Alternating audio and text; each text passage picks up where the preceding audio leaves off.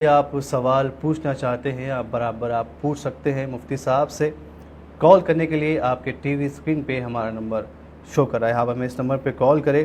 شو کا آغاز ہو گیا ہے. شو کی ٹائمنگ میں بولتا چلوں 3 بجے سے 4 بجے تک. جی ہاں 3 to 4 یہ ہماری شو کی ٹائمنگ ہوں گی. آپ سبھی لوگ ضرور کال کیجیے گا. ضرور آپ سبھی کے کال ہمارے اس پروگرام میں شامل کریں گے.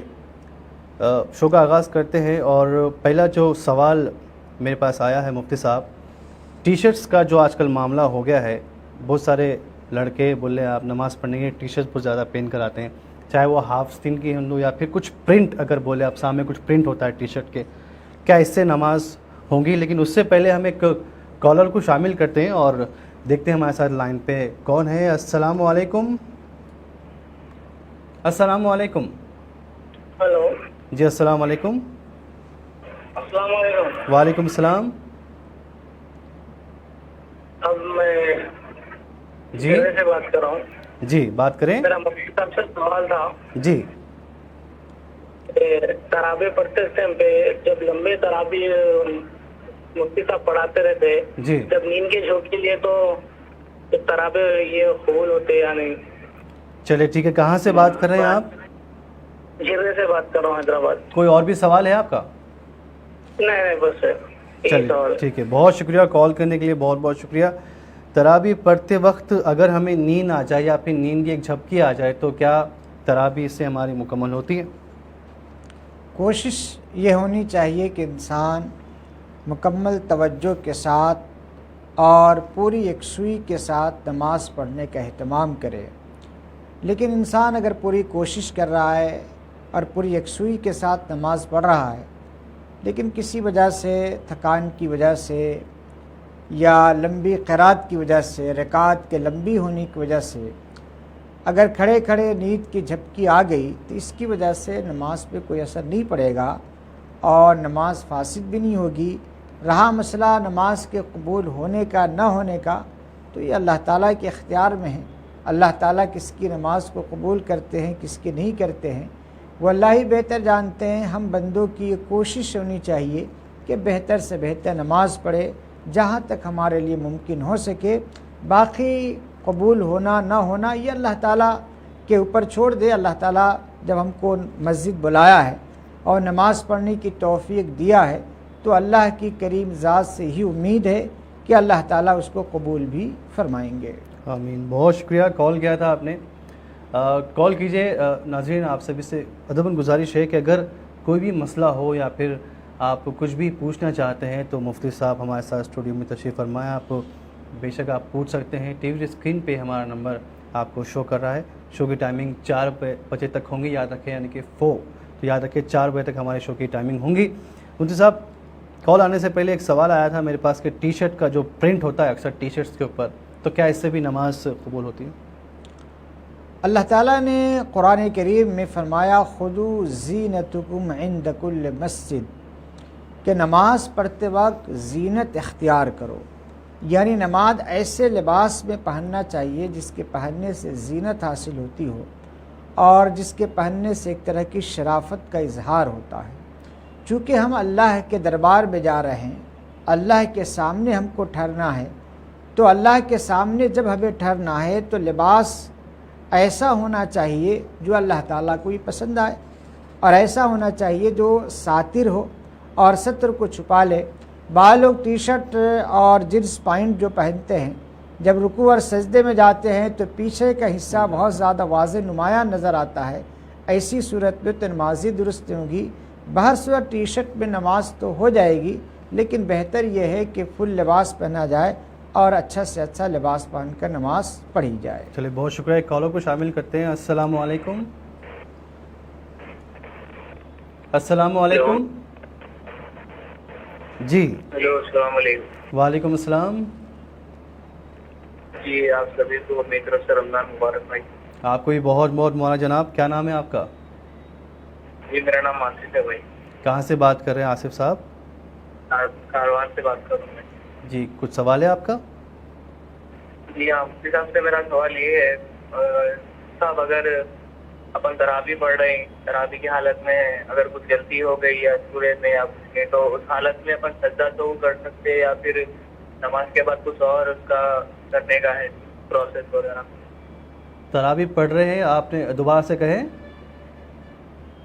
अगर इन केस अगर कुछ गलती हो गई तरावी में, जी जब सूरा गलत पढ़ दिए या फिर कुछ ऐसी हरकत कर दी जिससे अपने को सजदा तो करने का जरूरत पड़े, यानी कि कुछ, आप समझ रहे ना भाई? जी जी जी जी जी जी, तो अब नॉर्मली जैसा अपन नमाज पढ़ते वो हिसाब से अपन सजदा तो कर सकते हैं या फिर कुछ और प्रोसेस है उसका अलग तरावी का? चलिए ठीक है, बहुत शुक्रिया कॉल करने के लिए। मुफ्ती साहब ज़रूर इसका जवाब देंगे। तरावी पढ़ रहे हैं अपन, ये सवाल कुछ मुझे समझ नहीं आया, क्योंकि आपने कहा कि हम तरावी पढ़ रहे हैं, तो शायद तरावी तो इमाम साहब पढ़ाएंगे, लेकिन आप सजदा सहू के मामला में कुछ बात कर रहे थे। अगर आप तरावीह किसी इमाम के पीछे पढ़ रहे हैं तो जाहिर सी बात है, मुक्तदी अगर कोई गलती करे, मुक्तदी अगर सूरह फातिहा पढ़ ले या कोई सूरह पढ़ ले या न पढ़े, रुकू की तस्बीह पढ़े या न पढ़े, तो इसकी वजह से उस पर सजदा सहू वाजिब नहीं होता है, इमाम पर सजदा सहू वाजिब नहीं होता है। जब आप ताबे इमाम हैं तो इमाम अगर कोई गलती करेगा और इमाम सजदा सहू करेगा तो मुक्तदी पर सजदा सहू होगा, वरना नहीं होगा। हाँ, अगर आप तन्हा तरावी की नमाज़ पढ़ रहे हैं और जो वाजिबात है नमाज के, उस वाजिबात को आपने छोड़ दिया या फ़राइज़ की अदायगी में आपने ताख़ीर की है और जिस बुनियाद पर सजदा सहू वाजिब होता है तो सजदा सहू करेंगे। सजदा सहू का हुक्म जो फ़र्ज़ में है वही नफल में है, वही सुन्नत में है, वही तरावी में है। जिन चीज़ों की वजह से फ़र्ज़ नमाज में सजदा सहू वाजिब होता है और जो तरीक़ा फ़र्ज़ में सजदा सहू करने का है वही तरीक़ा नफल और सुन्नत में सजदा सहू करने का है, और उन्हीं वजहों से नफल और सुन्नत में भी सजदा सहू वाजिब होता है जिन वजहों से फ़र्ज़ नमाज में यानी सजदा सहू वाजिब होता है। बहुत शुक्रिया कॉल किया आपने। कॉल कीजिएगा, आप सभी कॉल हमारे इस खुसूसी प्रोग्राम में शामिल किए जाएंगे। सवालात का सिलसिला चलता रहना चाहिए। 4 बजे तक हमारे शो की टाइमिंग है। मुफ्ती साहब, एक सवाल मेरे पास आया है, वो ये है कि हर बात पे गुस्सा आना इंसान की एक आदत होती है, हैबिट होती है, हर बात पे इंसान गुस्सा करता है। जब भी हम किसी से बात करते हो एकदम गुस्से के अंदाज में ही उनका जो है बिहेवियर होता है, तो उसके बारे में कुछ कहें। एक सहाबी रसूलुल्लाह सल्लल्लाहु अलैहि वसल्लम की खिदमत में हाज़िर हुए और उन्होंने गुजारिश की, दरख्वास्त की कि या रसूलुल्लाह औसीनी, आप मुझे कुछ वसीयत कीजिए, कुछ नसीहत कीजिए। तो आपने फरमाया ला तग़ज़ब, गुस्सा मत करो। फिर दूसरी मरतबा उन्होंने पूछा, आपने फरमाया ला तग़ज़ब। फिर तीसरी मरतबा आपने पूछा, तीसरी मरतबा सहाबी ने पूछा तो आपने कहा ला तग़ज़ब, गुस्सा मत करो। गुस्सा जब इंसान होता है तो इंसान अपने कंट्रोल को खो देता है और शैतान गुस्से में पूरे तरह से इंसान पे काबिज़ होता है, इंसान पूरे तरह से शैतान के कंट्रोल में होता है। इसीलिए आप कहते नहीं बहुत गुस्सा आ गया था इसलिए मैंने बोल दिया था, मतलब ये कि आप गोया के कंट्रोल खो दिया था। इसीलिए हर बात पे गुस्सा करना या बात पे गुस्से में आ जाना ये कोई बहुत अच्छी आदत नहीं, बहुत बुरी आदत है। तहम्मुल, सब्र ये बेहतरीन आदत है। तो हम मुसलमानों को बात पे गुस्सा करना, गैर ज़रूरी गुस्सा करना, इससे घर में मसाइल पैदा होते हैं, बाहर भी मसाइल पैदा होते हैं, ज़िंदगी में इसकी वजह से बहुत सारे मुश्किलात का सामना करना पड़ता है। इसलिए इंसान सब्र करे, तहम्मुल करे, बर्दाश्त करने की सलाहियत पैदा करने, नज़रअंदाज करने और साइड मारने की, यानी जिस तरह आप रोड पे चल रहे हैं, गाड़ी सामने से आ रही है तो जाहिर सी बात है आप अपनी गाड़ी को साइड कर लेते हैं। इसी तरह अगर माशरे और समाज में कोई आदमी आपसे बहुत गुस्से में आ रहा है, आप पर रेस हो रहा है, तो आपकी ज़िम्मेदारी उस बनती है कि बजाय रेस होने के और बजाय ईंट का जवाब पत्थर से देने के आप साइड हो जाए और अपने आप पर कंट्रोल करें, बर्दाश्त करने की सलाहियत पैदा करे। असल कमाल तो ये है कि इंसान गुस्से के वक्त अपने नफ्स पर कंट्रोल कर ले, ये इंसान का सबसे बड़ा कमाल है। बहुत शुक्रिया मुफ्ती साहब। एक बिग सवाल आया मेरे पास, वो ये कि माँ बाप जो हमारे बूढ़े हो जाते हैं तो अक्सर अक्सर लोगों में देखा गया है, ये कुछ लोग होते हैं जो माँ बाप को ओल्ड एज होम छोड़ देते हैं और अपनी ज़िंदगी बड़ी آرام سے جینا چاہتے ہیں. ماں باپ بچپن سے ہم یہ پال پوس کے بڑا کرتے ہیں, اس لیول تک لے کر آتے ہیں کہ بھائی بچہ ہمارا قابل ہو, لیکن ہم ایسا ہوتا ہے کہیں نہ کہیں کچھ لوگ اپنے ماں باپ کو ہی اولڈ ایج ہوم چھوڑ آتے ہیں. تو اس کی کیا یہ درست ہے یا پھر یہ بہت اچھی بات بالکل نہیں ہے؟ ظاہر سی بات ہے یہ تو انتہائی غلط بات ہے, اور اس کی جتنی بھی مذمت کی جائے وہ کم ہے. رسول اللہ صلی اللہ علیہ وسلم نے فرمایا کہ ماں باپ یہ تمہارے جنت اور جہنم ہیں, چاہو تو ان کے ذریعے سے تم جنت حاصل کر لو, چاہو تو اس کے ذریعے سے تم جہنم میں چلے جاؤ. اور آپ صلی اللہ علیہ وسلم نے 3 بد دعاؤں پر آمین کہی ہے. حضرت جبرائیل علیہ السلام مسجد نبوی کے منبر پر آپ صلی اللہ علیہ وسلم جب چڑھ رہے تھے, پہلی سیڑھی پر آپ نے قدم رکھا تو فرمایا آمین, پھر دوسری سیڑھی پر آپ نے قدم رکھا تو فرمایا آمین, تیسری سیڑھی پر قدم رکھا تو آپ نے فرمایا آمین. نماز کے بعد صحابہ کو بڑی حیرت ہوئی کہ یا رسول اللہ کہیں تو دعا نہیں ہو رہی تھی اور آپ آمین کہہ رہے تھے. آپ صلی اللہ علیہ وسلم نے فرمایا کہ حضرت جبرائیل تشریف لائے تھے, حضرت جبرائیل نے 3 بد دعائیں کی اور مجھے آمین کہنے کا حکم دیا گیا. پہلی بد دعا یہ تھی کہ تباہ ہو جائے وہ شخص جو اپنے ماں باپ کو بڑھاپے پہ پائے اور ان کی خدمت کر کے جنت حاصل نہ کر لے. اب دیکھیے دعا کس کی ہے؟ حضرت جبرائیل کی, جو سید الملائکہ ہے, یعنی فرشتوں کے سردار ہے. اور اس دعا پر, اس بد دعا پر آمین کس کی ہے؟ امام الانبیاء, خاتم الانبیاء, اس کائنات میں اللہ کے بعد سب سے بڑی ہستی, سب سے محبوب ہستی محمد رسول اللہ صلی اللہ علیہ وسلم کی ہے. اور جگہ کون سی ہے؟ مسجد نبوی. دن کون سا ہے؟ جمعہ کا. وقت کون سا ہے؟ خطبے کا. ظاہر سی بات اس دعا کے اور اس بد دعا کے قبولیت میں کیا شبہ ہو سکتا ہے, کیا شک ہو سکتا ہے؟ یہ دعا اور بد دعا کرنے کا حکم خود اللہ تعالیٰ نے دیا تھا. حضرت جبرائیل خود بد دعا نہیں کر سکتے ہیں. جب اللہ تعالیٰ نے حکم دیا ہو, حضرت جبرائیل بد دعا کر رہے ہوں, محمد رسول اللہ صلی اللہ علیہ وسلم اس بد دعا پر آمین کہہ رہے ہوں, تو اس شخص کی تباہی اور بربادی میں کوئی شبہ ہو سکتا ہے؟ کوئی شبہ نہیں ہو سکتا ہے.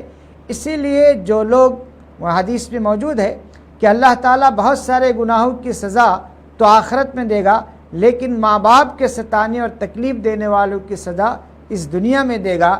اس لیے ماں باپ اگر کسی کے پاس زندہ ہے تو بہت نعمت ہے, اس نعمت کی قدر کرے.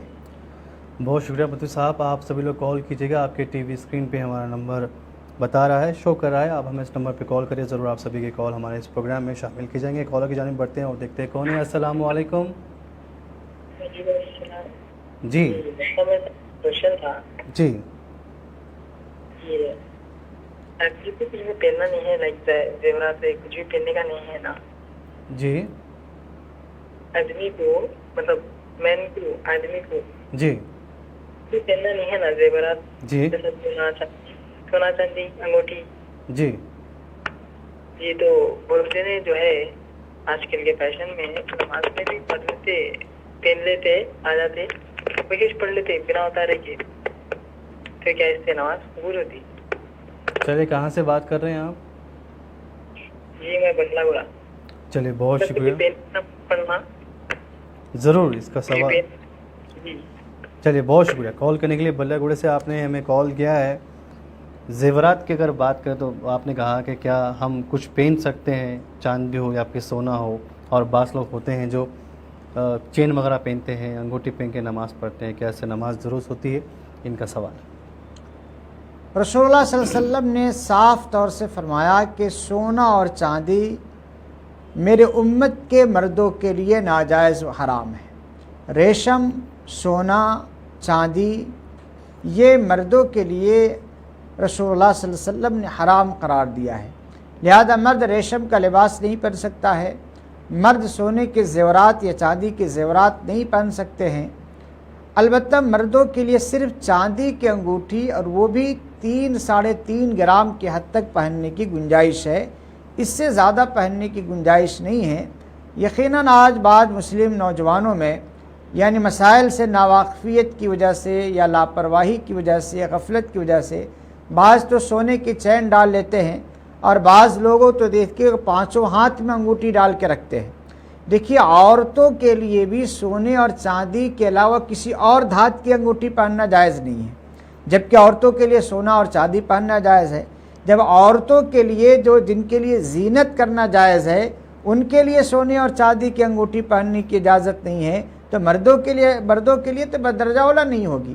مردوں کے لیے صرف 3.5 گرام چاندی کی انگوٹھی پہن سکتے ہیں، اس سے زائد پہننے کی اجازت نہیں ہے۔ اس لیے جو گلے میں چین ڈال دیتے یا بعض لوگ ہاتھوں میں چاندی کے کڑا ڈال لیتے ہیں، یہ مردوں کے لیے چاندی کے کڑے ڈالنا یا سونے کی چین ڈالنا یا 5 ہاتھوں میں انگوٹھیاں ڈال لینا یہ قطعاً جائز اور درست نہیں ہے۔ لیکن اگر یہ پہن کر کوئی آدمی نماز پڑھتا ہے، نماز فی نفسی ہو جائے گی، اس کے پہننے کا جو بھی گناہ ہوگا اس کو گناہ ملے گا، لیکن اس کی وجہ سے اس کی نماز پر کسی طرح کا کوئی اثر نہیں ہوگا۔ آپ نے انگوٹھی کی بات کری، کتنے گرام ہم پہن سکتے ہیں آپ نے کہا؟ 3.5 گرام، صرف 3.5 گرام چاندی کی انگوٹھی مردوں کے لیے پہننے کی ضرورت ہے۔ اصلاً تو مردوں کے لیے انگوٹھی پہننا پسندیدہ ہے ہی نہیں۔ جی رسول اللہ صلی اللہ علیہ وسلم نے چاندی کی انگوٹھی بنائی تھی ایک خاص مقصد کے لیے۔ جب آپ صلی اللہ علیہ وسلم بادشاہوں کو خطوط لکھانے کا ارادہ کیا تو وہ لوگ بغیر مہر لگے ہوئے کسی خط کو قبول نہیں کرتے تھے، تو آپ صلی اللہ علیہ وسلم نے انگوٹھی بنائی تھی جس پہ محمد رسول اللہ لکھا ہوا تھا۔ آپ صلی اللہ علیہ وسلم اس انگوٹھی سے آپ مہر لگاتے تھے اور وہ خط پھر آپ قیصر و کسریٰ یا مختلف بادشاہوں کے پاس آپ نے بھیجا تھا۔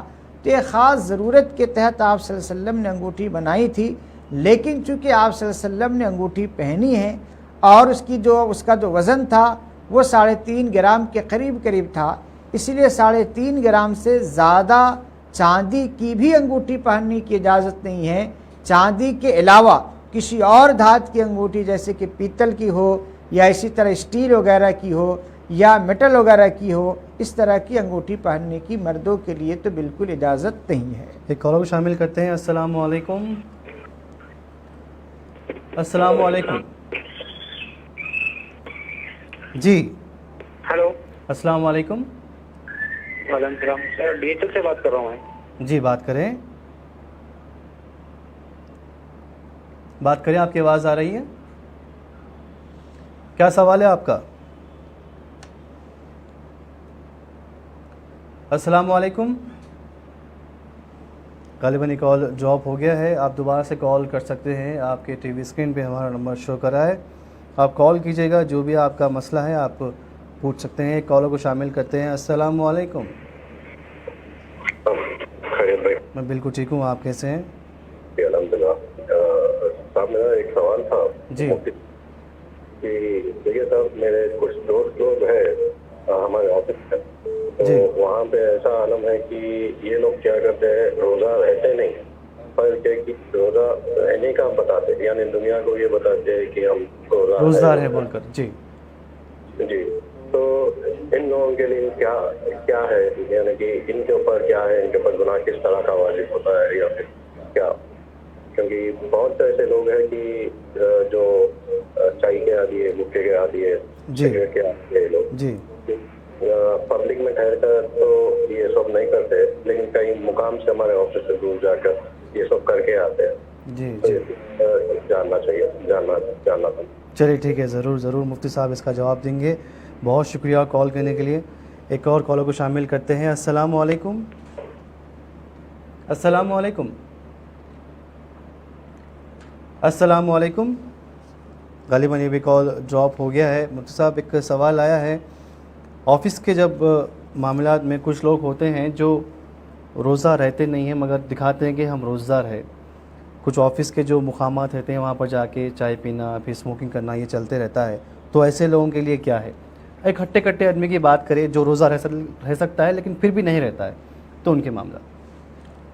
جو شخص صاحب استطاعت ہونے کے باوجود، یعنی روزہ رکھنے کی طاقت رکھنے کے باوجود اگر وہ روزہ نہیں رکھتا ہے، تو حدیث میں ہے کہ اگر وہ ایک روزے کے بدلے پوری زندگی بھی روزہ رکھتا رہا پھر بھی اس ایک رمضان کے ایک روزے کی فضیلت اور اہمیت کو نہیں پا سکتا ہے۔ اور ظاہر سی بات ہے بغیر کسی عذر کے، بغیر کسی مجبوری کے روزہ چھوڑ دینا یہ گناہ کبیرہ ہے، بہت بڑا گناہ ہے۔ اتنا بڑا گناہ ہے کہ وہ ایک روزے کی قضا پوری زندگی کرتا رہا تو بھی رمضان کے ایک روزے کی فضیلت کو نہیں حاصل کر سکتا ہے۔ اور رمضان تو سال میں ایک مرتبہ آتا ہے اور ایک مہینے کے لیے آتا ہے۔ ظاہر سی بات ہے ایک مہینہ روزہ رکھنا کوئی مشکل کام نہیں ہے، اسی لیے جو لوگ جن کو اللہ تعالیٰ نے صحت اور عافیت دی ہے وہ ضرور روزہ رکھنے کی کوشش کرے، روزے کی قضا نہ کرے، اس لیے کہ روزے کا ثواب بے شمار ہے، یعنی روزے کا جو ثواب ہے اس کو آپ شمار ہی نہیں کر سکتے ہیں۔ تو رسول اللہ صلی اللہ علیہ وسلم نے فرمایا کہ اللہ فرماتے ہیں کہ الصوم لی وانا اجزی بہ، کہ روزہ میرے لیے ہے اور میں اس کا بدلہ دوں گا۔ سارے اعمال اللہ ہی کے لیے ہیں، سارے اعمال کا ثواب فرشتے لکھتے ہیں، نماز پڑھا شخص نے اس کو اتنا ثواب ملا، لیکن روزے کا ثواب فرشتے نہیں لکھتے ہیں۔ روزہ رکھا اس بندے نے، ثواب کا خانہ خالی چھوڑ دیتے ہیں۔ قیامت کے دن اللہ تبارک و تعالیٰ براہ راست روزے داروں کو کیا اجر دیں گے وہ اللہ ہی جانتے ہیں۔ اور ظاہر سی بات ہے دنیا میں اصول ہے کہ ہر شخص اپنی حیثیت اور گنجائش کے مطابق دیتا ہے، اس کائنات میں اللہ سے بڑی حیثیت والا کون ہو سکتا ہے؟ اور اللہ تو بندوں کو دے کر خوش ہوتا ہے، وہ روزے کی جب جزا دے گا، روزے کا جو ثواب دے گا اللہ اپنے لحاظ سے دے گا تو کتنا زیادہ دے گا۔ اسی لیے رمضان کے اس روزے کو کسی بھی حال میں قضا نہیں کرنی چاہیے۔ اللہ تعالیٰ نے صحت دی ہے، ضرور روزہ رکھے، اور اگر کسی وجہ سے روزہ نہیں رکھ سکے تو رمضان کے احترام میں برسر عام کھانا یا پینا یا چائے پینا یہ بالکل قطعاً جائز نہیں ہے، بلکہ جن لوگوں کے لیے روزہ رکھنا نہ رکھنا جائز ہے ان کے لیے بھی کھلا کھانا یا لوگوں کے سامنے چائے پینا یا سگریٹ پینا وغیرہ یہ قطعاً درست نہیں ہے۔ اگر جو لوگ معذور ہیں، مجبور ہیں تو وہ بھی کھائیں تو چھپا کے کھائیں، لوگوں کے سامنے ظاہر کر کے نہ کھائیں، لیکن جو صحت مند ہے اور اس کے باوجود روزہ نہیں رکھ رہے ہیں اور دوسروں کے سامنے کھا رہے ہیں تو ایک تو روزہ نہ رکھنے کا گناہ اور برسر عام رمضان کے بہترامی کرنے کا گناہ تو ڈبل گناہ ملے گا۔ اس لیے مسلمانوں کو ایسی چیزوں سے بہر صورت بچتے رہنا چاہیے۔ ایک اور کالر کی جانب بڑھتے ہیں اور دیکھتے ہیں ہمارے ساتھ لائن پہ کون ہے۔ السلام علیکم۔ وعلیکم السلام۔ جی خیریت سے بھائی؟ میں بالکل ٹھیک ہوں، آپ کیسے ہیں؟ بس الحمدللہ بھائی، میں دبئی سے بول رہا ہوں، UAE۔ جی میرا نام نعیم ہے۔ بات کریں۔ جی مجھ سے میرے کو مفتی صاحب سے یہ سوال پوچھنا تھا کہ یہ جو رمضان میں جو زکوٰۃ نکالتے مال کی، سونا چاندی یا کیش پر یا پراپرٹی پر، کتنی اس زکوٰۃ واجب ہوتی، اور جو فطرہ جو دیتے عید سے پہلے جو فطرہ دیتے تو فطرے کی مقدار یعنی کہ اس کی رقم میں دینا ہے اپنے کو، یعنی تو اس کے گیہوں یا چاول دے دینا، اس پہ پوچھنا تھا۔ اور ایک تیسری بات، جو گھر میں جو لیڈیز رہتے ہیں، مطلب اگر انہوں پریگننٹ رہے تو یہ جو ان کے پیٹ میں جو اولاد ہے اس کا بھی کیا فطرہ دینا واجب ہے؟ چلیے ٹھیک ہے، بہت شکریہ، آپ نے کال کیا ہے، ضرور مفتی صاحب اس کا آپ کو جواب دیں گے۔ جی مفتی صاحب۔ دیکھیے پہلا سوال جو تھا وہ یہ سمجھیے کہ سونا ہے، چاندی ہے، کرنسی نوٹ ہے، یا آپ نے تجارت کے مقصد کے لیے کوئی مکان، کوئی جائیداد یا کوئی زمین خرید رکھی ہے، یہ سب پر زکوٰۃ واجب ہوگی۔ سونا جب 7.5 تولہ ہوگا، اور 7.5 تولہ سے مراد 87 گرام، اس لیے کہ گورنمنٹ کا تولہ الگ ہوتا ہے اور شرعی تولہ الگ ہوتا ہے، تو اگر کسی کے پاس 87 گرام سونا ہے یا 612 گرام چاندی ہے تو وہ صاحب نصاب ہے، اس پر زکوٰۃ واجب ہوگی۔ اب سونا کی زکوٰۃ دینا ہے، آج کا ریٹ معلوم کر لیجئے کہ آج کی قیمت کیا ہے اور آج کے ریٹ کے لحاظ سے کتنا آپ کے پاس سونا، اور اس کی رقم کیا بنتی ہے، اس رقم کو 2.5% نکال لیجئے۔ مثلا ایک 10 لاکھ اگر اس کی رقم بنتی ہے تو 10 لاکھ کا 2.5% جو ہوتا ہے اس کے لحاظ سے آپ زکوٰۃ نکال دیں۔ اسی طرح اگر چاندی 612 گرام یا اس سے زیادہ ہے، یعنی 612 گرام ہو گیا، بعض لوگ ایسا سمجھتے ہیں کہ مثلا کسی کے پاس 700 گرام ہے تو 612 گرام کو مائنس کر دیتے ہیں، ایسا نہیں، مائنس نہیں کرنا ہے، وہ پورا اس میں کاؤنٹ کرنا ہے، یعنی پورے 700 گرام چاندی پر، 612 گرام چاندی پر ज़कात वाजिब होगी। चांदी की जो कीमत है आप बाज़ार से मालूम कर लीजिए, नेट पे आपको मालूम हो जाता, उसकी कीमत आप लगा लीजिए। आपके पास जो करेंसी नोट जमा है, जो आपने डिपॉज़िट करके रखा है, उस पर भी 2.5% के लिहाज से ज़कात वाजिब होगी। जो आप रोज़ाना लेते हैं, खा लेते हैं, या कुछ आपने ख़रीद लिया, पहन लिया, खा लिया, उस पर कोई ज़कात वाजिब नहीं होगी। जो करेंसी नोट आपके पास डिपॉज़िट है, सेफ़ है, उस पर ज़कात वाजिब होगी। तो इस लिहाज से आप ज़कात देने की कोशिश कीजिए। जहाँ तक मसला दूसरे सवाल का है सदक़े फ़ितर, तो देखिए सदक़े फ़ितर आप गेहूँ से भी दे सकते हैं, खजूर से भी दे सकते हैं, किशमिश से भी दे सकते हैं। आपकी सहूलत के लिहाज से जो जिससे चाहे आप दे सकते हैं। और अगर आप 2 किलो गेहूं की जो कीमत है, या 3.5 किलो खजूर की जो कीमत है, 3.5 किलो किशमिश की जो कीमत है, वो कीमत लगाकर आप उसकी रकम भी देना चाहे तो रकम दे सकते हैं। सदक़े फ़ितर उन लोगों पर वाजिब होता है जो लोग ईद की सुबह में मौजूद हों, यानी जिस वक्त फजर हो रही थी उस वक्त अगर कोई मौजूद है दुनिया में, उस पर सदक़े फ़ितर वाजिब होता है। जो बच्चा अपनी माँ के पेट में परवरिश पा रहा हो, उसकी तरफ से सदक़े फ़ितर देना ज़रूरी नहीं है, बल्कि सदक़े फ़ितर वाजिब ही नहीं है। या ईद की रात सुबह सादिक होने से पहले पहले अगर किसी का इंतकाल हो जाए तो उस पर सदक़े फ़ितर वाजिब नहीं है। बहुत शुक्रिया नाज़रीन, बढ़ते हैं एक ब्रेक की जानिब, एक वक्फे की जानिब। आप सभी लोग कॉल कीजिए, आपके टेलीविजन स्क्रीन पे हमारा नंबर शो कर रहा है, हम इस नंबर पे कॉल कर सकते, जो भी आपका सवाल है आप पूछ सकते हैं मुफ्ती साहब से। 4 बजे तक शो की टाइमिंग है। तो अभी एक ब्रेक की जानिब बढ़ते हैं, बस अभी गए और अभी वापस आए। आप सभी लोग हमारे साथ बने रहिए।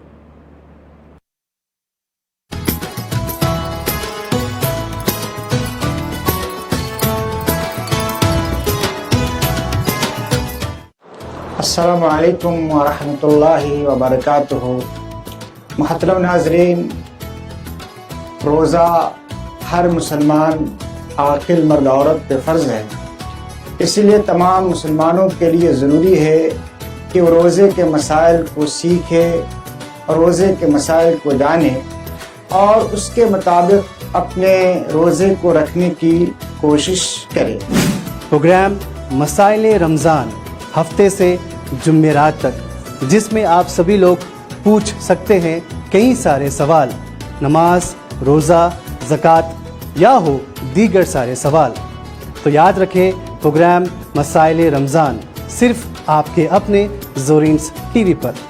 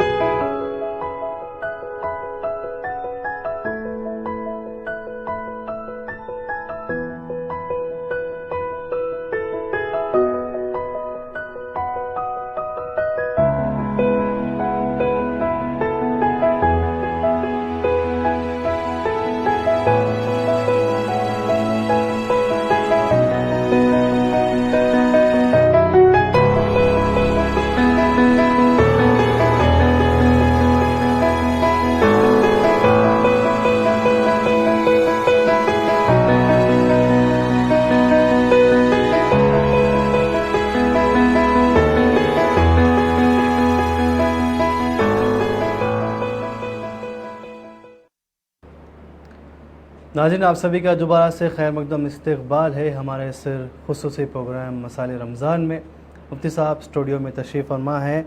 सवालात का सिलसिला चलता रहेगा, आप सभी लोग कॉल कीजिएगा, आप सभी के सवाल हमारे इस प्रोग्राम में शामिल करेंगे। मुफ्ती साहब, अभी एक क्वेश्चन आया है, वो ये है कि बच्चों को बहुत ज़्यादा मारना, ऐसा अक्सर ये भी देखा गया है कि जब भी बच्चों को मारते हैं, बेतुका मारते हैं, अगर 8-10 साल बच्चों की बात करें, बच्चे शरारत भी करते हैं तो हम इतना मारते हैं बस वो बच्चा एक ओल बोलते ना, मतलब जिस्म में निशाना आ जाते हैं। तो कुछ ऐसा भी कहीं ना कहीं देखा गया है। लेकिन उससे पहले हम एक कॉलर को शामिल करते हैं और उनसे बात करते हैं। अस्सलाम वालेकुम। अस्सलाम वालेकुम। वालेकुम सलाम भाई, खैरियत? मैं फिर से बोल रहा हूँ, दुबई से ही बोल रहा हूँ। मेरा एक सवाल रह गया था। जी जी।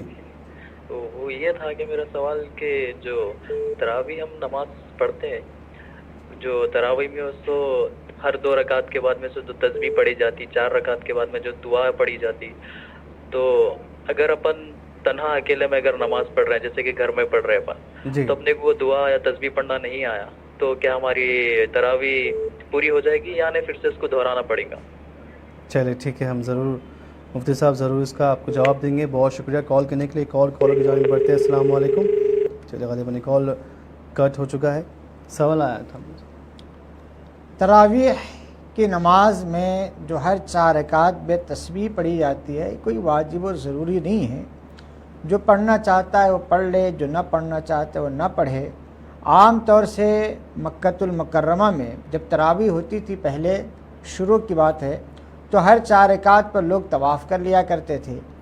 और मस्जिद नबवी में चूँकि वहाँ तो तवाफ़ नहीं कर सकते हैं, तो हर 4 रकात पे जो वक्फ़ा होता था उसमें मज़ीद 2 रकात या 4 रकात नफल पढ़ लेते थे।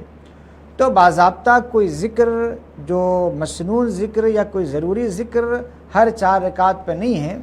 उलमा और फ़ुक़हा ने हालात को रखकर और उस मौका और महल की मुनासबत से कुछ अज़कार मुतय्यन कर दिए गए कि ये अज़कार को पढ़ लिया जाए जो अल्लाह की अज़मत पर और अल्लाह के तक़द्दुस पर दलालत करते हैं। तो अगर वो याद हो तो पढ़ ले, याद नहीं है और नहीं पढ़े तो तरावी की नमाज पर कोई असर नहीं पड़ेगा। चलिए, बहुत शुक्रिया। एक कॉलर जानिब करते हैं। अस्सलाम वालेकुम। हेलो, अस्सलाम वालेकुम। जी वालेकुम अस्सलाम। जी, मैं सभी बात कर रहा था पुर से। जी जी, मेरे 2-3 सवाल थे, मैं पूछ सकता हूँ? बिल्कुल पूछ सकते हैं, आप पूछें। जी, मेरा पहला सवाल तो ये है कि ये अब सुबह में ऑफिस जाने का रहता, तो सहरी करे बाद फजर की अज़ा हुई बात, घर में नमाज पढ़ ले सकते? नहीं, जमात से ही पढ़ना पड़ेगा मस्जिद में जाके? जी जी। और एक सवाल ये था मेरा, ये बार बार थूकने से या रोजे में अगर कुछ मान लग के खून निकलने से रोजे में कुछ फर्क होता है क्या? चलिए ठीक है, और सवाल? जी जी, बस मेरे 2 सवाल है, तो थोड़ा सा जरा इसका जवाब दे दीजिए। चलिए ठीक है, बहुत शुक्रिया कॉल किया आपने, ज़रूर इसका जवाब देंगे। मुफ्ती साहब, पहला जो उनका क्वेश्चन था वो ये है कि नमाज का जब वक्त होता है तो क्या घर में फ़र्ज़ नमाज पढ़ सकते हैं? ऑफिस को जाना रहता है तो क्या फ़र्ज़ नमाज घर में पढ़ के सो जा सकते हैं? ये कुछ क्या? फ़र्द नमाज मर्दों के लिए मस्जिद में जमात के साथ पढ़ना ज़रूरी है। इसीलिए अगर वक्त है तो बिल्कुल आप मस्जिद में ही नमाज़ पढ़िए। लेकिन फ़र्ज़ कीजिए आपको नमाज हो रही है 5:15 बजे और आपको 5:15 बजे ही ऑफिस के लिए निकलना है और आप ताख़िर नहीं कर सकते हैं 5-10 मिनट, तो ऐसी सूरत में घर में नमाज़ पढ़ सकते हैं। वरना अगर फ़र्ज़ कीजिए कि आप जमात के साथ नमाज़ पढ़ के ऑफिस आसानी के साथ जा सकते हैं, तो ऐसी सूरत में घर में नमाज़ पढ़ने की इजाज़त नहीं होगी। मजबूरी में घर में नमाज़ पढ़ने की इजाज़त होती है, नॉर्मल हालात में घर में नमाज़ पढ़ने की इजाज़त नहीं है। अब एक सवाल था कि अगर मार पड़ने से क्या रोज़े पे कुछ फ़र्क पड़ता है, या फिर मुंह में से खून निकलने से कुछ रोज़े पे फ़र्क पड़ता है? खून निकला तो मार पड़ने से रोज़े में अगर कोई आदमी थूक को जमा करके निगल ले, उसकी वजह से रोज़ा फासिद नहीं होता है। या दांत से खून निकला लेकिन वह हल्क के नीचे नहीं उतरा, तो उसकी वजह से भी रोज़ा फासिद नहीं होता है। जिसमें बाकी कहीं जगह से अगर खून निकल गया मार की वजह से या किसी वजह से आपको ऑपरेशन कराना पड़ा, तो ऐसी सूरत में भी रोज़े पर कोई असर नहीं पड़ेगा। اس لیے کہ روزہ اس وقت ٹوٹتا ہے جب کہ کوئی باہر سے چیز پیٹ کے اندر پہنچے، اور ظاہر سی بات ہے خون تو جسم سے باہر نکلتا ہے، جسم میں اندر داخل نہیں ہوتا ہے، لہذا اس کی وجہ سے روزے پہ کوئی اثر نہیں پڑے گا۔ مجھے صاحب ایک ایسا بھی ہوتا ہے کسی کی اگر طبیعت بھی خراب ہو یا پھر ہاسپٹل میں ایڈمٹ کروانا رہو روزے کی حالت میں، کیونکہ وہاں پر انجیکشن دینا پڑتا ہے یا پھر گلوکوز بھی دینا پڑتا ہے، تو اس کے لیے روزے پہ اثر پڑتا ہے؟ اگر کوئی آدمی مرض یعنی روزے کے ساتھ وہ ہاسپٹل جا سکتا ہے، یعنی روزہ کو بچایا جا سکتا ہے، اور وہ سمجھ رہا ہے مریض کہ میرے اندر اتنی استطاعت ہے، اتنی طاقت ہے کہ میں روزہ رکھ سکتا ہوں اور مجھے روزہ توڑنے کی ضرورت نہیں ہے، اور روزہ توڑے بغیر اگر اس کو انجیکشن کے ذریعے سے یا گلوکوز کے ذریعے سے اس کے مرض کا علاج کیا جا سکتا ہے، تو ایسی صورت میں روزہ کا توڑنا ضروری نہیں ہے، اور انجیکشن لینے کی وجہ سے روزہ نہیں ٹوٹے گا۔ اسی طرح بدرجہ مجبوری اگر کوئی آدمی قوت حاصل کرنے کے لیے نہیں بلکہ کسی مرض میں مثلا کسی کو بہت زیادہ موشنز بہت زیادہ ہو گئے جس کی وجہ سے اس کو گلوکوز دینا ضروری ہے، یا الٹی بہت زیادہ ہو گئی جس کی وجہ سے اس کو گلوکوز دینا ضروری ہے، ایسی صورت میں اگر گلوکوز بھی دے دے تو اس کی وجہ سے روزہ نہیں ٹوٹتا ہے، اس لیے کہ انجیکشن یا گلوکوز کے ذریعے سے جو دوا پیٹ کے اندر پہنچتی ہے وہ براہ راست نہیں پہنچتی ہے، بلکہ رگوں اور مسامات سے ہوتے ہوتے وہ پیٹ کے تک وہ دوائیں پہنچتی ہے۔ اور ایسے اگر دیکھیں گے تو انسان پانی نہاتا ہے، ٹھنڈا پانی نہاتا ہے تو جسم کے اندر اس کی ٹھنڈک محسوس ہوتی ہے، اور پانی گویا کہ اندر پہنچتا ہے لیکن رگوں اور مسامات کے ذریعے سے پہنچتا ہے۔ اللہ تعالیٰ نے جو فطری سوراخ رکھا ہے اس فطری سوراخ سے کوئی چیز پیٹ کے اندر نہ پہنچے، خارج سے پہنچے، تو اس کی وجہ سے روزہ فاسد نہیں ہوگا۔ چلیے ٹھیک ہے، ایک کوشچن آیا، وہ یہ ہے مول صاحب، جیسا میں ابھی آپ سے پوچھا تھا کہ بچوں کو بہت زیادہ مارنا، خاص طور سے ایسا ہوتا ہے کہ کچھ گھر میں معاملات جو ہوتے ہیں جبھی بچوں کو بہت بے تکا مارتے ہیں، تو اس کے لیے کیا ہے؟ حدیث میں باضابطہ حکم ہے کہ بچے جب 7 سال کے ہو جائیں تو نماز پڑھنے کی ترغیب دو، 10 سال کے ہو جائے تو نماز نہ پڑھنے پر ان کو مار سکتے ہو۔ وہاں پہ تمام فقہا نے تشریح کیا ہے کہ کتنا مار سکتے ہیں، یعنی اتنا مارنے کی اجازت نہیں ہے کہ اس کو نشانات پڑ جائے، اتنا مارنے کی اجازت نہیں ہے کہ وہ اس پہ یعنی اس کو بہت سخت مار لگ جائے، بس ہلکی پھلکی مارنے کی اجازت ہے۔ سخت مار اگر ماریں گے تو قیامت کے دن اس پر بھی باز پرس ہو سکتا ہے، تو چاہے اپنی اولاد ہو اس کو بھی زیادہ نہیں مار سکتے ہیں۔ چلیے ایک کالر کی جانب بڑھتے ہیں۔ السلام علیکم۔ ہیلو، جی السلام علیکم۔ السلام علیکم۔ جی ہیلو، جی وعلیکم السلام۔ میرا مفتی صاحب سے یہ سوال تھا کہ یہ جو ہم روزے میں بلڈ ڈونیٹ کر سکتے کیا؟ دوبارہ سے کہیں، کیا کہا آپ نے؟ میرے دوست کو بلڈ ڈونیٹ کرنا ہے، مطلب جی جی ہے جی، تو ڈونیٹ روزے کی حالت میں بلڈ ڈونیٹ کر سکتے کیا فون اپنا؟ چلے ٹھیک ہے، کوئی اور بھی سوال ہے آپ کا؟ نہیں سر۔ چلیے بہت شکریہ کال کرنے کے لیے۔ روزے کی حالت میں بلڈ ڈونیٹ کر سکتے ہیں کیا؟ روزے کی حالت میں خون لینا یا دینا دونوں جائز ہے، بس اتنا ہے کہ آپ یہ طے کر لیجئے کہ آپ کے جسم میں سے جو خون نکالا جائے گا کیا آپ کے اندر اتنی طاقت اور استطاعت ہے کہ آپ روزے کو مکمل کر سکتے ہیں۔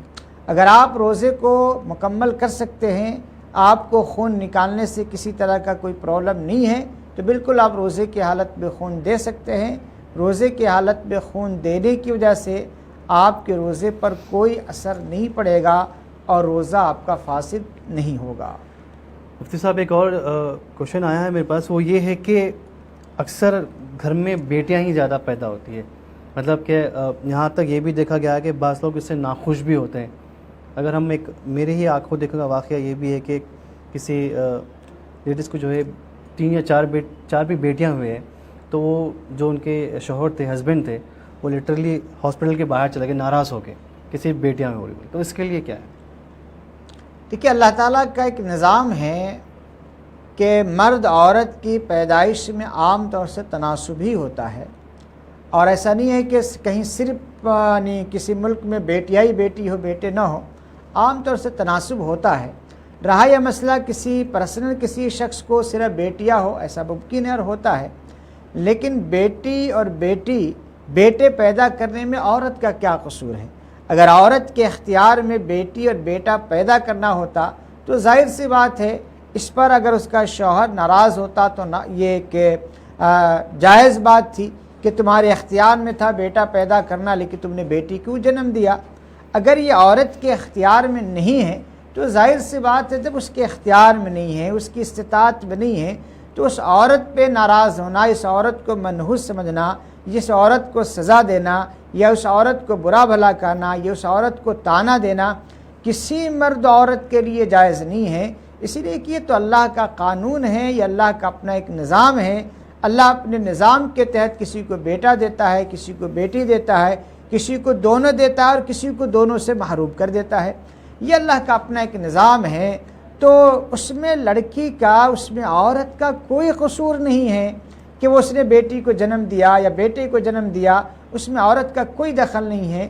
اسی لیے مرد حضرات کو اس اچھی طرح یہ بات جان لینا چاہیے کہ بیٹی اور بیٹا پیدا کرنے میں عورت کا کوئی قصور نہیں ہوتا ہے، لہذا عورت پر کسی طرح کا طعنہ یا کسی طرح کے اس کو برا بھلا کہنا یا کسی طرح کے اس کو سزا دینا یہ شرعاً بالکل جائز نہیں ہے۔ اور بچیوں کے پیدائش پر ناخوش ہونا، ناراض ہونا، اللہ سے ناراض ہونا، اپنی بیوی سے ناراض ہو جانا، یہ ظاہر سی بات ہے ایک مسلمان کے لیے قطعاً مناسب نہیں ہے، اور ایسی صورت میں بسا اوقات تو ایمان کے چلے جانے کا بھی خطرہ رہے گا۔ اس لیے جو بھی اللہ تعالیٰ دے، اللہ تعالیٰ کی اس نعمت کا شکریہ ادا کرنا چاہیے۔ جا کے ان لوگوں سے پوچھئے جن کے برسوں گزر گئے اور ان کو کوئی اولاد نہیں ہوئی، ان سے اولاد کی قدر پوچھئے۔ اور آج کل کی صورتحال تو یہ ہے کہ بیٹوں کے مقابل میں بیٹیاں ماں باپ کی زیادہ خدمت کرتی ہے، اور ایسے کئی سارے واقعات پیش آئے کہ باپ نے بیٹوں کے لیے بہت کچھ کیا لیکن آخری وقت بیٹیاں ہی کام آئیں، بیٹے کام نہیں آئے۔ اسی لیے بیٹی کی پیدائش پر ناخوش نہیں ہونا چاہیے۔ بہت شکریہ مفتی صاحب۔ ابھی ایک سوال آیا ہے مفتی صاحب، یہ ہے کہ نماز پڑھتے وقت ادھر ادھر دیکھنا، مطلب ہم نماز پڑھتے ہیں، ہم سامنے کی جانب دیکھتے ہیں، ہم ادھر کون ہمارے سامنے سے جا رہا ہے، کون ہمارے سامنے بازو آ کے ٹھہر رہا ہے، تو کیا اس سے بھی نماز میں اثر ہوتا ہے؟ نماز کے لیے جب آدمی ٹھہر جاتا ہے تو سمجھ لیجئے کہ آپ اللہ کے سامنے ٹھہر جاتے ہیں، گویا کہ آپ کا پروردگار آپ کے سامنے ہے۔ اب ایسی صورت میں یہ تصور کے ساتھ اگر آپ نماز پڑھیں تو کیا آپ ادھر ادھر دیکھ سکتے ہیں؟ ظاہر سی بات ہے بالکل نہیں دیکھ سکتے ہیں۔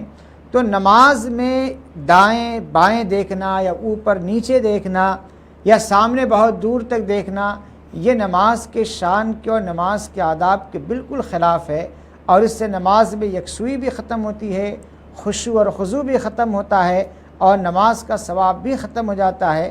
اسی لیے جب آپ نماز کے لیے ٹھہر گئے، جب آپ نے اللہ اکبر کہہ دیا تو اس کا مطلب یہ ہے کہ صرف اللہ بڑے ہے، باقی اب کوئی چیز نہیں ہے۔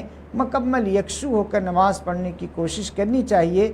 ادھر ادھر دیکھنے سے نماز کا ثواب بھی کم ہو جاتا ہے، یکسوئی اور خشوع اور خضوع بھی ختم ہوتا ہے، جو نماز کی روح اور جان ہے۔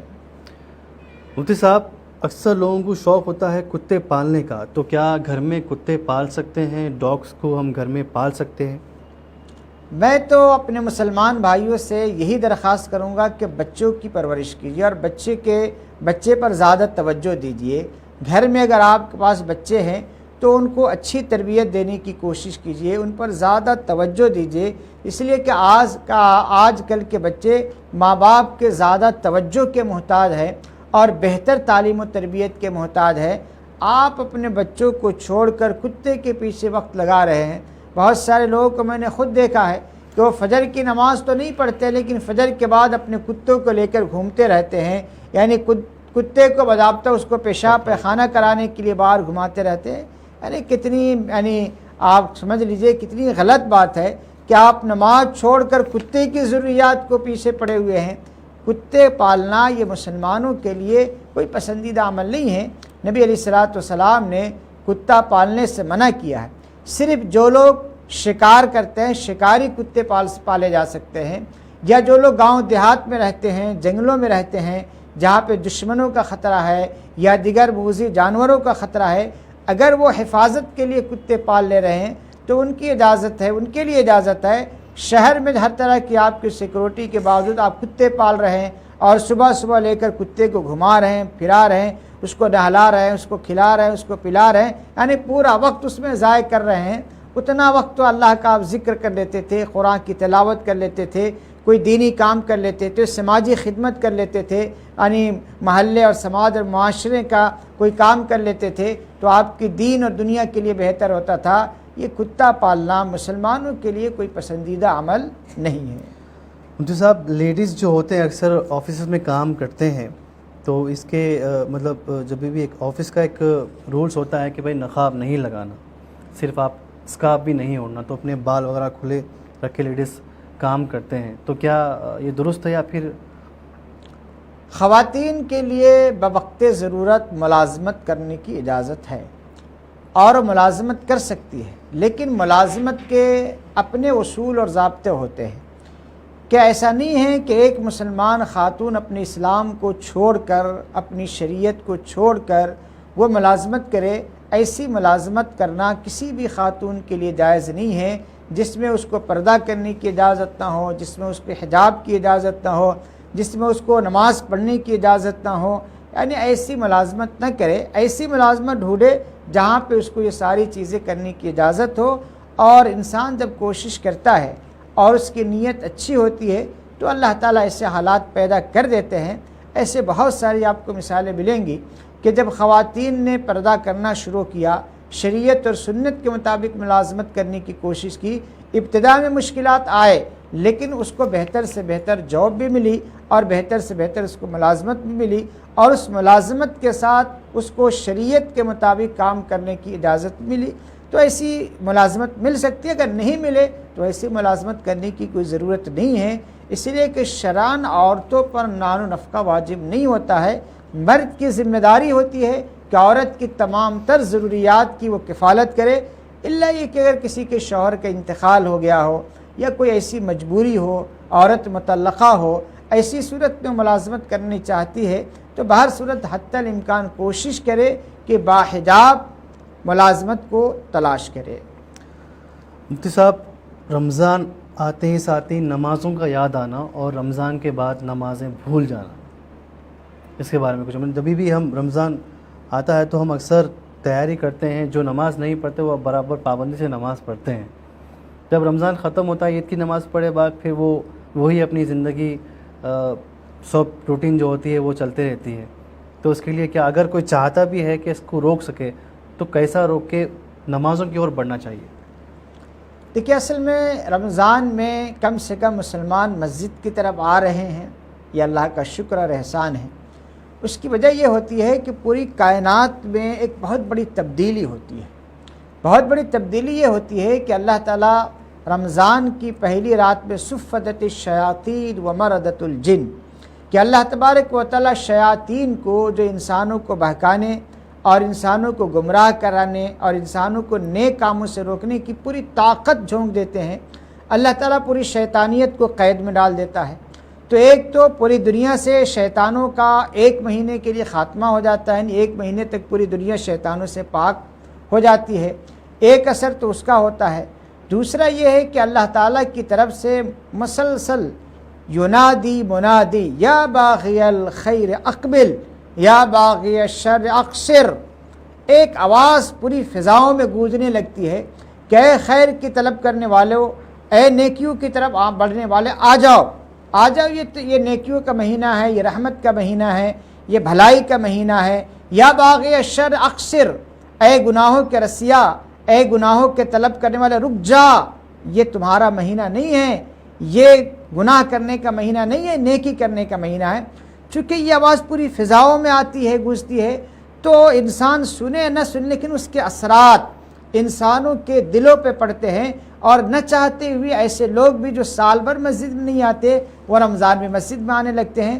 تو انہی تبدیلی کا ایک اثر ہوتا ہے کہ جس بنیاد پر مسلمانوں کے دل طاعات کی طرف، عبادات کی طرف مائل ہوتے ہیں، اور اکثر و بیشتر مسلمان عبادت کی طرف توجہ دیتے ہیں، لیکن رمضان جیسے ہی ختم ہوتا ہے یہ آواز بند ہو جاتی ہے اور سارے کے سارے شیاطین جو قید تھے وہ پوری فضاؤں میں، پورے گلی کوچے میں پھیل جاتے ہیں۔ اب پھر جس کو سنت اور شریعت سے زیادہ لگاؤ نہ ہو وہ آسانی سے اس کا شکار کر لیتے ہیں اور پھر اس کو گمراہ کرتے رہتے ہیں۔ لیکن جن لوگوں نے رمضان کے مہینے میں واقعی توبہ کر لیا، ہمت، عزم اور حوصلہ کر لیا کہ رمضان کے بعد بھی ہم سنت و شریعت کے مطابق زندگی گزاریں گے، نمازوں کا اہتمام کریں گے، تو پھر اللہ تبارک و تعالی رمضان کے بعد بھی ان کو اس کی توفیق دیتے ہیں۔ بہت شکریہ مفتی صاحب۔ مفتی صاحب ابھی ایک سوال یہ ہے کہ عورت کے اوپر ہاتھ اٹھانا، اکثر یہ دیکھا گیا ہے کہ گھروں میں جو مرد حضرات ہوتے ہیں وہ عورت کے اوپر زیادہ ہاتھ اٹھاتے ہیں، وہ کمزور عورت کچھ کر نہیں سکتی ہے، تو اس کے لیے کیا ہے؟ اصل مسئلہ یہ ہے کہ عورت کی زبان قابو میں نہیں، مرد کے ہاتھ قابو میں نہیں۔ عورت زبان پہ کنٹرول کر لے تو مرد کا ہاتھ بھی کنٹرول میں آ جاتا ہے۔ یہ دو مسئلے عام طور سے معاشرے اور سماج میں ہوتے ہی رہتے ہیں کہ عورت جب بولنے پر آتی ہے تو نان اسٹاپ بولتی رہتی ہے، یہاں تک کہ گالی گلوچ، تانا اور پتہ نہ کیا کیا کرتی رہتی ہے، اور نتیجے میں مرد جب ہاتھ چلانا شروع کر دیتا ہے تو اس کا ہاتھ نہیں رکتا ہے۔ یہ دونوں طریقے انتہائی غلط ہیں۔ اللہ تعالیٰ نے بیوی اس لیے نہیں دیا ہے کہ اس کو مارا جائے، بیوی محبت کرنے کی چیز ہے اور اس کے ساتھ محبت کا معاملہ کیا جائے، اس کی ضرورتوں کا خیال رکھا جائے، یہاں تک کہ اس کی نفسیات کا خیال رکھا جائے، اس کے ماں باپ کا خیال رکھا جائے، اس کے ماں باپ کا احترام کیا جائے۔ شریعت نے تو یہاں تک حکم دیا ہے۔ تو بیوی جو ہوتی ہے خیر متاع دنیا الدنیا کلها متاع وخیر متاع دنیا المرأة الصالحہ، کہ پوری دنیا برتنے کی چیز ہے، اور اس دنیا میں سب سے بہترین جو برتنے کی چیز ہے وہ نیک عورت ہے۔ نیک عورت کو دنیا کا سب سے بہترین سرمایہ قرار دیا گیا ہے۔ اس لیے عورت جو ہے وہ مارنے، مار پیٹ کرنے، گالی گلوچ کرنے، تانا اور تشنی کرنے کی چیز نہیں ہے۔ عورت کے ساتھ تو محبت کا معاملہ کیا جائے، اس کا احترام کیا جائے، اس کی ضرورتوں کا خیال رکھا جائے اور اس کی خدمتوں کی قدر کی جائے۔ ایک عورت کتنی خدمت کرتی ہے اپنے گھر میں، اپنے بچوں کے پیچھے، اپنے شوہر کے آرام و راحت کے لیے۔ مرد کی ذمہ داری ہے کہ ان سب کی قدردانی کرتے ہوئے عورت کی تھوڑی بہت غلطیوں کو نظر انداز کرتا رہے، اس کو معاف کرتا رہے، اس لیے کہ وہ دن بھر آپ کے بچوں کے پیچھے وہ کام کرتی رہتی ہے، اپنی پوری توانائی اور جوانی کو جھونک دیتی ہے اپنے مرد کے پیچھے، اپنے بچوں کے پیچھے۔ تو شوہروں کی بھی ذمہ داری ہے کہ عورت کی خدمت کی قدر کرے، ان کا احترام کرے، اس کا اعتراف کرے۔ اور عورت کی ذمہ داری ہے کہ ایک مرد پورا دن دھوپ رہنے دیجئے، برسات رہنے دیجئے، سردی یا گرمی کو نہیں دیکھتا ہے اور اپنے بچوں کی اور اپنی بیوی کی آرام و راحت کے لیے دن بھر دھوپ میں گھومتا ہے، 10 12 گھنٹے 15 گھنٹے وہ نوکری کرتا ہے۔ وہ کیوں کرتا ہے؟ تاکہ اس کے بچے اچھے رہے، اس کی بیوی اچھے رہے۔ تو بیوی بھی اپنے شوہر کی اس خدمت کا احترام کرے اور اپنے شوہر کی ان تمام چیزوں کا احترام کرتے ہوئے شوہر کی بہت ساری غلطیوں کو نظر انداز کر دے۔ جب بیوی نظر انداز کرے گی، جب شوہر نظر انداز کریں گے تو ظاہر سی بات ہے دونوں کی زندگی بہت اچھی چلے گی۔ اور جب دونوں محبت کے ساتھ جب گھر میں رہیں گے تو گھر میں برکت بھی ہوتی ہے، بچوں کی صحیح تعلیم و تربیت ہوتی ہے۔ میاں بیوی اگر آپس میں لڑتے رہے تو اس کے بچوں کی نفسیات پہ بہت برا اثر پڑتا ہے، گھر کا ماحول پورا کا پورا خراب ہو جاتا ہے۔ اس لیے شوہر اور بیوی کو بہت سارے چیزوں کو نظر انداز کرنا پڑتا ہے، ایک دوسروں کو رعایت کر کے چلنی پڑتی ہے، اور ظاہر سی بات ہے محبت میں بہت ساری چیزوں کو چھوڑنا پڑتا ہے، جھیلنا پڑتا ہے اور بہت ساری چیزوں کو برداشت کرنا پڑتا ہے۔ بہت شکریہ مفتی صاحب۔ ناظرین آپ کال کر سکتے ہیں، آپ کے ٹی وی اسکرین پہ ہمارا نمبر بتا رہا ہے، شو کر رہا ہے، آپ ہمیں اس نمبر پہ کال کریں۔ آپ سبھی کے کالز ہمارے اس پروگرام میں شامل کریں گے۔ 4 بجے تک ہمارے شو کی ٹائمنگ یعنی کہ 5 سے 10 منٹ بچے ہیں۔ پروگرام روز ہوگا، یاد رکھیں ڈیلی ہمارا پروگرام ہے 3 سے 4۔ صرف ہمارا پروگرام جمعے کے دن ٹیلی کاسٹ نہیں ہوگا، تو یاد رکھیں فرائیڈے ہمارا شو ٹیلی کاسٹ نہیں ہوگا۔ پورا رمضان آپ دیکھ سکتے ہیں، جو بھی آپ کے من میں سوال ہو آپ برابر پوچھ سکتے ہیں، کال کر سکتے ہیں۔ ٹی وی اسکرین پہ نمبر ہمارا شو کر رہا ہے، لائیو پروگرام چل رہا ہے۔ مفتی صاحب ہمارے ساتھ اسٹوڈیو میں تشریف فرما ہے. مفتی صاحب، گالی گلوچ کا بہت زیادہ استعمال ہونا، کیا اس سے بات تو بہت بری ہے لیکن ساتھ ساتھ کیا زبان کی تاثیر بھی ختم ہوتی ہے؟ کچھ ایسی بات ہے اس میں؟ نبی علیہ الصلوۃ والسلام نے ارشاد فرمایا سباب المسلم فسق، کسی مسلمان کو گالی گلوچ کرنا یہ فسق ہے، یعنی یہ فاسقوں کا کام ہے، اور کسی شریف مسلمان کا یہ کام نہیں ہے کہ کسی کو گالی دے، اس لیے کہ گالی تو اسی کی زبان سے نکلتی ہے جس کی زبان اچھی نہ ہو، اور جس زبان سے آپ اللہ کا مقدس نام لیتے ہیں، محمد رسول اللہ صلی اللہ علیہ وسلم کا پاک نام لیتے ہیں، قرآن کریم کی پاک آیات کو پڑھتے ہیں، اور اللہ تعالیٰ کے پاک اذکار کو جس زبان سے ادا کرتے ہیں، اسی زبان سے آپ گالی دیں کسی کو. جس زبان سے آپ نماز پڑھتے ہیں، جس زبان سے اللہ کی کتاب قرآن کریم پڑھتے ہیں، اسی زبان سے آپ کسی کو گالی دے، اسی زبان کو آپ گالی کے ذریعے سے ناپاک و نجس کرے، یہ کسی مسلمان کے لیے قطعاً مناسب نہیں ہے کہ اللہ تعالیٰ نے جو زبان دی ہے اچھی بات کرنے کے لیے دی ہے، قرآن کی تلاوت کے لیے دی ہے، رسول اللہ صلی اللہ علیہ وسلم کے پاک نام اور آپ صلی اللہ علیہ وسلم پہ درود و سلام پڑھنے کے لیے دی ہے، اس زبان کو آپ گالی گلوچ کے ذریعے سے آپ ناپاک کرے، آپ نجس کرے، یہ قطعاً کسی مسلمان کے لیے درست نہیں ہے. اسی لیے مسلمان تو اپنی زبان سے خیر کی بات کرے، بھلی بات کرے، محبت کی بات کرے، جوڑ کی بات کرے، اصلاح کی بات کرے، توڑ کی، فساد کی، گالی گلوچ کی، فسق و فجور کی بات کرنا یہ مسلمانوں کے لیے قطعاً درست نہیں ہے. مفتی صاحب، اکثر یہ بھی دیکھا گیا ہے کہ اگر ہم کسی کو کہیں دکان پہ کچھ خریداری کرنے گئے تو وہاں پر اگر کوئی شخص کے پاس کچھ چینج نہیں ہے، پیسہ نہیں ہے، تو وہ پیسے وہ شخص کہتا ہے کہ بعد میں دے دیجئے آپ، لیکن ہم ہوتا ہے ٹھیک ہے بول کر ہم بعد میں نہیں دے پاتے یا پھر بھول جاتے ہیں، تو اس کے لیے کچھ گناہ ہے؟ یہ بھی اچھی بات نہیں ہے. بالکل گناہ ہے. آپ نے جتنے پیسے لیے ہیں وہ دینا ہی دینا ہے. ہاں، اگر اس سے آپ یہ کہہ لیں کہ دیکھیے آپ یہ لے لیجئے، اگر میں یاد رہا تو لا کے دے دیتا ہوں، بھول گیا تو پھر مجھ سے آپ مطالبہ نہیں کریں گے، اور وہ اس بات پر راضی ہو گیا تو ٹھیک ہے، اگر وہ راضی نہیں ہوا تو بہر صورت وہ رقم آپ کو دینی ہی دینی ہے. اگر آپ نے نہیں دیا تو کل قیامت میں وہ آپ سے سوال کر سکتا ہے اور آپ سے وہ مطالبہ کر سکتا ہے. بہت شکریہ ناظرین. جیسا ہم نے کہا کہ شو کی ٹائمنگ 3 سے 4 ہے، تو ابھی 4 آلریڈی بج چکے ہیں، تو ابھی ایک کام یہ کرتے، بس ہم آپ سبھی کے کالز جو آ رہے ہیں ہم ضرور شامل کرنا چاہیں گے، لیکن وقت ہمیں اجازت نہیں دے رہا کہ آپ سبھی کال بھی ہمارے اس پروگرام میں شامل کریں. تو یاد رکھیں، آپ کل بھی کال کر سکتے ہیں، آپ ڈیلی کال کر سکتے ہیں. 3 سے 4 ہمارے پروگرام کی ٹائمنگ ہے، اور فرائیڈے کے دن یعنی کہ جمعہ کے دن ہمارا شو ٹیلی کاسٹ نہیں ہوتا ہے. پورا رمضان آپ لائیو شو دیکھ سکتے ہیں. مفتی صاحب اسٹوڈیو میں تشریف فرما ہے. مفتی صاحب، آپ کا بہت بہت شکریہ، آپ نے وقت دیا ہمیں، بہت شکریہ. ناظرین، امید کرتے ہیں کہ آپ سبھی کو ہمارا یہ پروگرام بے حد پسند آیا ہوگا. اب میں آپ کا دوست عاصم عابدی اپنی پوری ٹیم کے ساتھ آپ سب سے اجازت لینا چاہتا ہوں، اس امید کے ساتھ کل ضرور ملاقات کریں گے. اپنا خیال رکھیں، خوش رہے، فی امان اللہ.